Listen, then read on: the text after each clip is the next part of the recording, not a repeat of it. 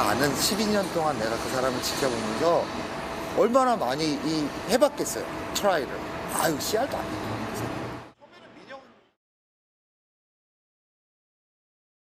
정쟁에 몰두하면서 민생을 외면하고 있습니다. 경제는 하루가 다르게 나빠지고 국민의 걱정은 날로 커져가고 있습니다. 대표적인 사례가 대장동 사건입니다. 이게 벌써 1년을 훌쩍 넘기고 있습니다. 파도 나오는 게 없다 보니까 이제는 조작까지 감행하는 모양입니다. 사건의 실체적 진실은 왜곡되고 야당을 향한 정치 탄압과 보복 수사에 칼춤 소리만 요란합니다. 대통령과 특수관계인 검찰 엘리트 특권층은 줄줄이 면죄부를 받아서 법의 심판을 피했습니다. 심지어 명백한 물증이 있는 50억 클럽 곽상도 전 의원은 보석으로 풀려나기도 했습니다. 거듭 말씀드리지만 저 이재명은 단 한 푼의 이익도 취한 바가 없습니다. 온갖 방해에도 민간이 독차지할 뻔했던 택지 개발 이익의 약 3분의 2, 5,500억 원 이상을 공공으로 환수했습니다. 사전에 확정된 4,400억 원, 이것은 이 분당구 대장동과 관계가 없는 본시가지 수정구 신흥동에 공원을 조성한 것입니다. 공원 조성비 2,700여 원, 그리고 아파트 부지 1,822억 원, 합쳐서 약 4,400억 원을 확정을 했고, 그럼에도 불구하고 사업 도중에 제가 인허가 조건에 붙여서 1,100억 원을 추가 부담시켰습니다. 사실 사전 확정된 약정에 의하면 추가 부담할 이유가 없는데 제가 인허가권을 활용해서 추가 부담을 시켰기 때문에 이 김만배 등 이분들이 저를 온갖 욕을 했습니다. 본인이 직접 육성으로 한 말도 있습니다. 공산당 같은 XX 뭐 등등 이렇게 저를 원망하고 욕했습니다. 이랬던 사람들이 이 사업이 다 끝난 다음에 이제 다 성남시로부터 무슨 도움받을 일도 없는데 그 원망하던 저를 위해서 돈을 줬다. 대선 자금을 줬다. 이게 말이 되는 얘기겠습니까? 또 이런 일도 있습니다.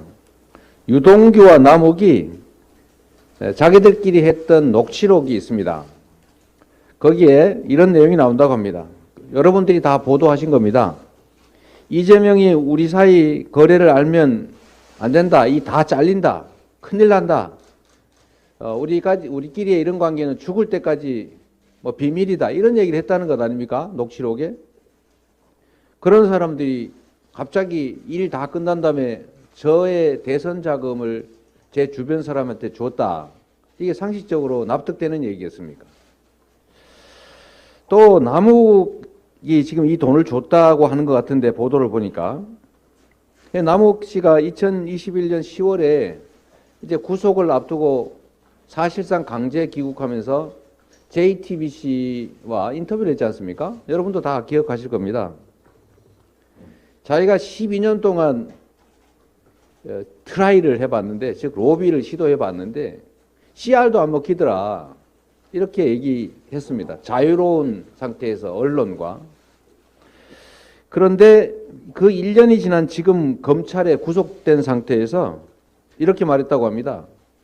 2021년 4월에서 8월 사이에 뭐 8억인지 6억인지를 대선 자금으로 줬다라고 합니다. 과연 2021년 10월에 자유롭게 언론사와 한 인터뷰, 그리고 지금 구속된 상태에서 한 이야기, 이 중에 과연 어떤 게 더 진실에 가깝겠습니까? 언론인 여러분들도 아시겠지만 이걸 뇌물로 줬다면 본인이 아주 심하게 처벌받을 텐데, 뇌물로 주고받았다면, 이걸 정치자금으로 줬다고 하면 전달한 사람 책임도 없을 것이고 형량도 거의 엄청 낮아지겠죠. 이해관계라고 하는 걸 한번 따져볼 필요가 있습니다. 정권이 바뀌고 검사들이 바뀌니까 이렇게 관련자들 말이 바뀌고 있습니다. 진실을 찾아서 그 진실에 따라서 죄를 주는 것이 아니라 죄를 주기 위해서, 만들기 위해서 진실을 조작하고 왜곡하고 있습니다. 아무리 털어도 먼지조차가 안 나오니까 있지도 않은 불법 대선 자금을 만들고 있는 것입니다. 저는 불법 대선 자금은커녕 이 사탕한 게 받은 게 없습니다. 보수 정부와 맞부딪히면서 제가 살아남았던 유일한 길, 살아남을 수 있는 유일한 길은 유능하되 청렴해야 된다는 것이었습니다. 정쟁과 정치 탄압으로 나를 지서울 만큼 한가하지가 않습니다. 저의 정치적 운명이 국가의 운명보다 더 중요할 수 없습니다. 대통령과 여당에 공식적으로 요청합니다.